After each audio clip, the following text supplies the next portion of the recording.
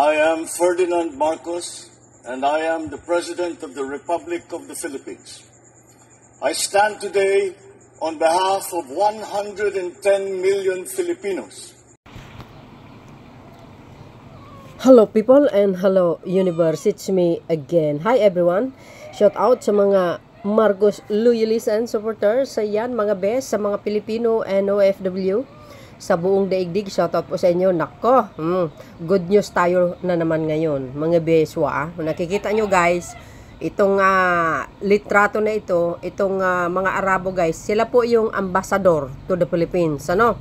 Nakita natin ang secretary ng DSWD. Ito ang good news. Aba, talagang sadyang mabait itong UAE, 'di ba? Itong mga nakaraan, nagbigay na naman sila ng donation. Ngayon, nagbigay na naman sila ng donation. O 13 hours ago, courtesy po ng Department of Social Welfare and Development. Tingnan natin kung ano ito. Okay?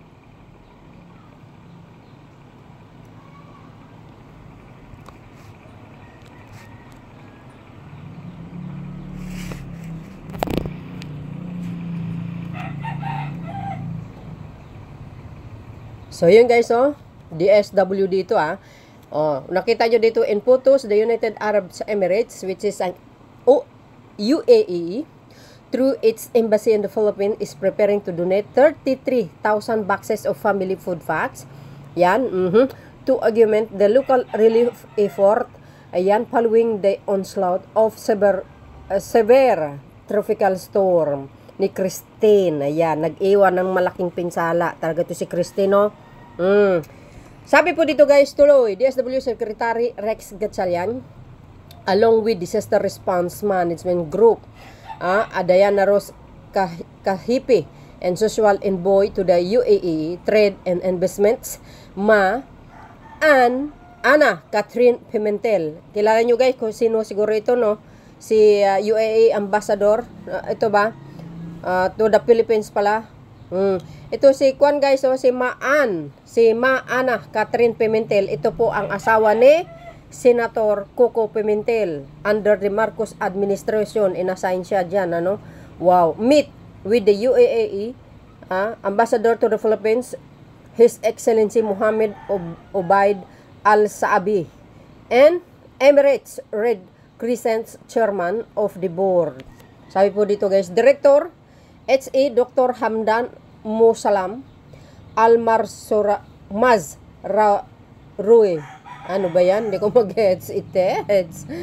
On Tuesday evening, October 29, to discuss, sabi, embassy plans to roll out humanitarian assistance in response to the widespread impact of Christine in the Philippines. Ay wow, thank you very much UAE. Lagi sila guys talagang tumutulong yan. So totoo lang, siguro dahil sabi nila ang mga Pilipino sa kanila, ay tausan-tausan ng Pilipino dyan sa UAE, mga kababayan. Kung nakikita nyo mga buildings dyan na malalaki, one of the architect or engineer galing Pilipinas. Ganon din ang Saudi Arabia at ang Qatar, pakatandaan nyo. Nakita nyo dito sa Dubai, yung pinakamagandang mosque, dyan sa Dubai ba yan? Guys, ang isa sa mga architect niyan ay Pilipino. Kaya siguro talaga namang hanga sila sa atin at very hardworking. Yan tuloy. Laying out their plans for the humanitarian aid, the UAE Embassy is set to lead the deployment of critical relief supplies and prioritize delivery of foods, packs, and drinking water in the region that bore the brunt of Christine, particularly the Bicol region. Naku! Guys, katatapos lang ng Christine, ito na naman si Bagyong Leon. Naku, talaga baka mas matindi ito. Wag naman, no?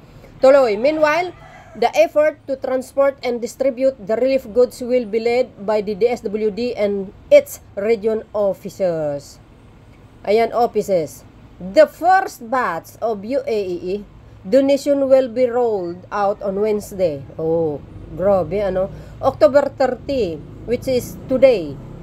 Today is October 30, 2024. Thursday, Wednesday, mga beswa, where 1,000 food boxes will be distributed to displaced families currently temporarily taking shelter at the Malanday Elementary School in Marikina following the onslaught of STS Christine. Ayan tingnan natin yung pinaka-highlight, guys, okay? See? Papasalamat po tayo sa kanila dahil alam po natin ang bansa na yan ay napakayaman, super yaman.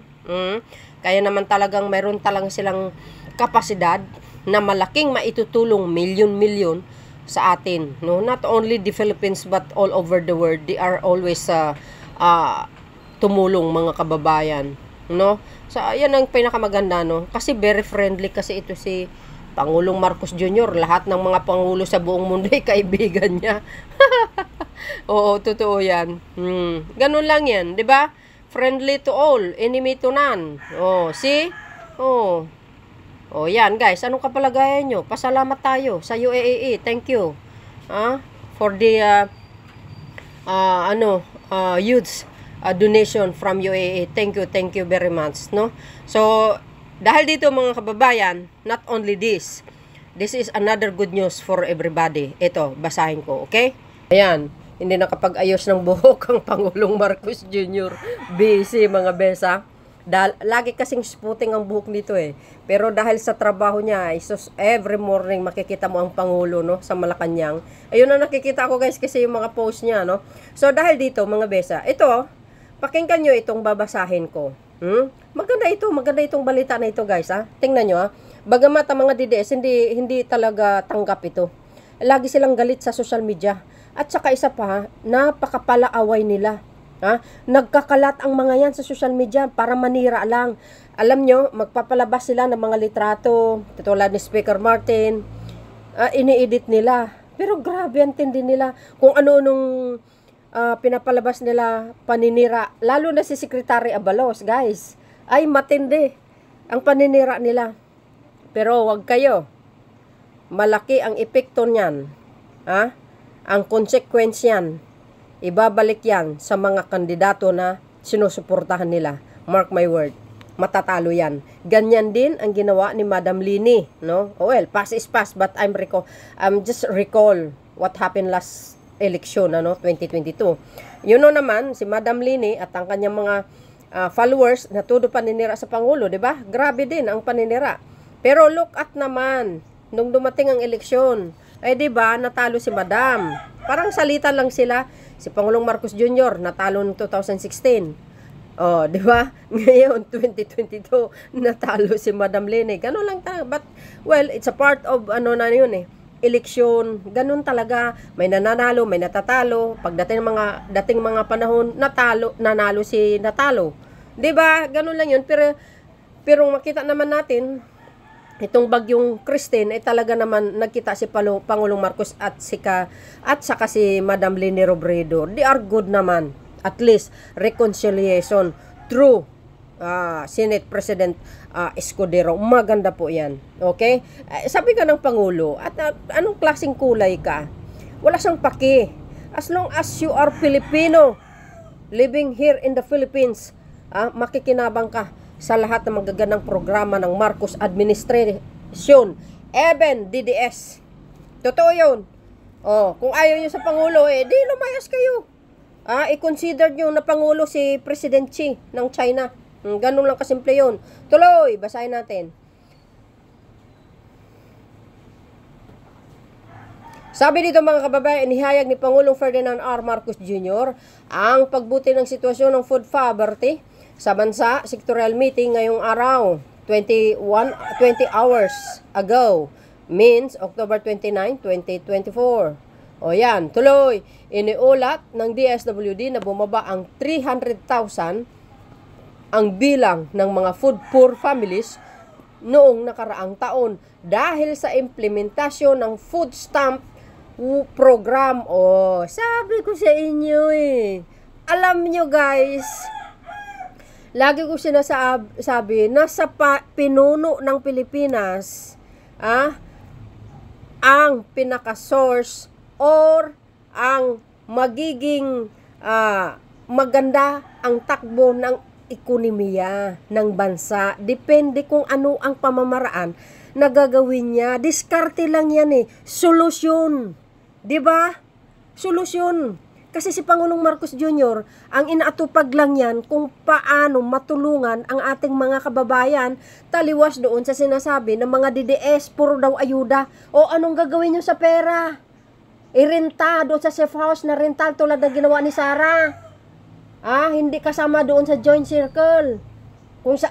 Kung ano ang rules and regulation sa pag-spend ng confidential fund na dapat mapunta sa tama, hindi yung sa hindi tama. Anong gusto nyo? Paipisin na lang ang pera? Sa BSP? Pabulukin nyo na lang? Hindi nyo galawin? Hindi nyo itutulong sa mamamayang Pilipino? Parmali ni Digong, overprice. Nagkaroon ng Senate hearing ang Blue Ribbon Committee ni dating Senator Gordon. Ano ang natuklasan niya? Overprice, nawawala ang 11 billion. Sangkot yan si Michael Yang. Yan. Ito ang maganda. Organize ang pamumuno. Kasi ito may malasakit ito yung taong ito eh. May pagmamahal sa mamayang Pilipino. See? Dahil yan sa food stamp program, card yan guys, card. May laman na ng pera yan. Pero may limit yan sa pag-budget mo. Pag bumili ka, i-present mo lang yan. Matik na yan. See? Yan ang maganda. Card ito, hindi pera. Bakit? Isalpak mo na lang yan. Mag-grocery ka. Matik na. Mayroon ka ng bigas. Itong maganda. See? Alam nyo, huwag nyo masyadong persan si Pangulong Marcos Jr. Gumagawa ng paraan para maibsan ang poverty sa Pilipinas. Number 1, yung pagpupunta niya sa iba't ibang bansa, encourage ng mga foreign investor para mag-invest sa Pilipinas. Why? Pag marami ang mag-invest, local and international, means magkakaroon po ng trabaho ang mamamayang Pilipino, which is ang manpower. Kailangan yan. Diba? Kailangan yan. Ngayon, pag marami ang nagkakaroon ng trabaho, matik na yan guys, less poverty. Tingnan nyo naman, tumaas ang nagkakaroon ng trabaho at bumaba siyempre ang unemployment rate. Alam nyo po yan dahil ina-upload ko po yan. Diba? Ito, tuloy. Sabi po dito guys, palalawakin pa ang programa sa 300,000 household. Ang dami ito. Beneficiaries sa 2025 at 400,000 sa 2026 upang maabot ang target na masuportahan ang 1 milyong food for household sa 2027. At least, kahit bumaba na sa termino, tapos ang termino niya, may naiiwanan siya. At yung next, the administration, ituloy niya dapat. Kasi malaking maitutulong ito. Maganda itong food stamp na ito guys para sa ating mga mahihirap lamang. Bukod pa yung akap, tupad at saka yung purpose ni dating Pangulong Noynoy Aquino na hanggang ngayon na itinutuloy. Diba? Correct me if I'm wrong. So yan, ang pinaka good news natin. Bumaba ang mga, ang FUR. Karagdagan na po yan, itong food stamp na ito para sa mahihirap nating mga kababayan. Karagdagan lalo yung mga investors na nag-invest sa Pilipinas ng mga banyaga. Alam nyo po yan. Hindi lang po yan mga kababayan. Ito po ang pinaka the best kay Pangulong Marcos Jr. Very organized at maganda itong kanyang mga programa. Lahat makikinabang. Sa totoo lang, aminin nyo man o hindi, nakikinabang din kayo. Okay, sinungaling, okay? Highlight lang ito guys, ayan, ayan, wow. Ito pa, Alam niyo magaling ito si Secretary Rex Gatchalian. Grabe ito. Ito, masipag to. Sa totoo lang, lahat ng sekretary ni Pangulong Marcos Jr. masisipag, as in. Siyempre, paano? Masipag ang Pangulo. Natural, paupo-upo ka, mahihiya ka Mga kababayan, ano ang kapalagayan nyo? Diba? Ako, lagi kong sinasabi. Nako, pasensya kayo, daming manok sa mga kapitbahay ko. But anyway guys, ako, lagi kong sinasabi, the best talaga mamuno si Pangulong Marcos Jr. Wow! Siyempre, social economics ang kurso niyan eh. Political social economics. Correct me if I'm wrong. Ayon po dun sa video na in-upload ko. Mataas pa lang pinag-aralan nito, sa totoo lang, no? Ay obvious naman talaga yung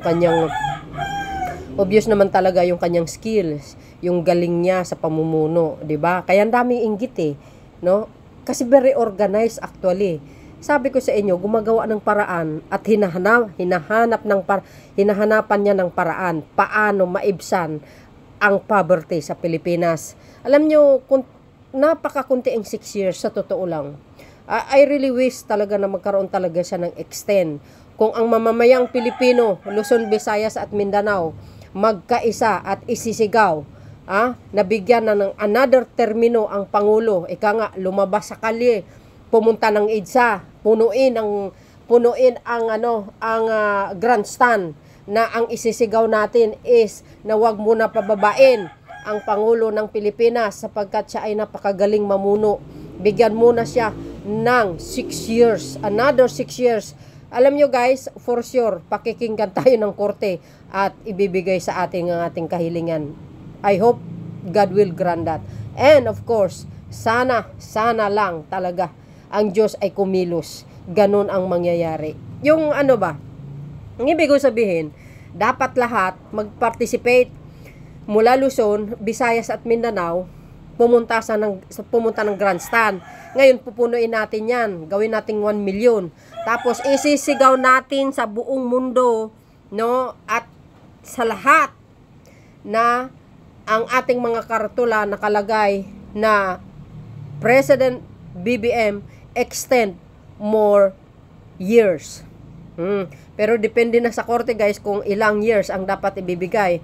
Correct me if I'm wrong, wala akong alam dyan, pero base po doon sa binabasa ko, well, sana may mga abogado na nanonood sa akin kung totoo yung sinabi ko, pero may napanood ako, sinabi kasi yan alam mo naman natin ang ating batas, 6 years lang ang isang Pangulo. Ngunit kung ang mamayang Pilipino ay magkaisa na sisigaw at panawagan sa publiko na dapat ma-extend ang Pangulong Marcos Jr., mangyayari po yan pag matutupad at maibibigay sa mamayang Pilipino ang kanilang hiling mo, di ba? Sa mga lawyers, correct me if I'm wrong. Kung mali ako, di mali. Pag tama, di tama. But anyway, so yun mga kababayan, ano ang kapalagayan nyo? Para sa akin, masaya. Siyempre magaling yung Pangulo very safe ang bansa ngayon. Iniligtas niya sa mga drug lords. Iniligtas niya sa mga scammers. Although hindi pa naman naubos, mayroon pa, paunti-unti. Iniligtas niya sa mga illegal gawain sa Pilipinas through pugo. Kaya binan niya ang pugo. Di ba? Kaya sa totoo lang, niligtas niya ang bansa dyan sa pugo na yan. So yun guys, maraming salamat sa inyong watching. Don't forget to like, hit the button bell para lagi kayong update sa aking mga upload video. Follow me. Bye, and babush. God bless Philippines.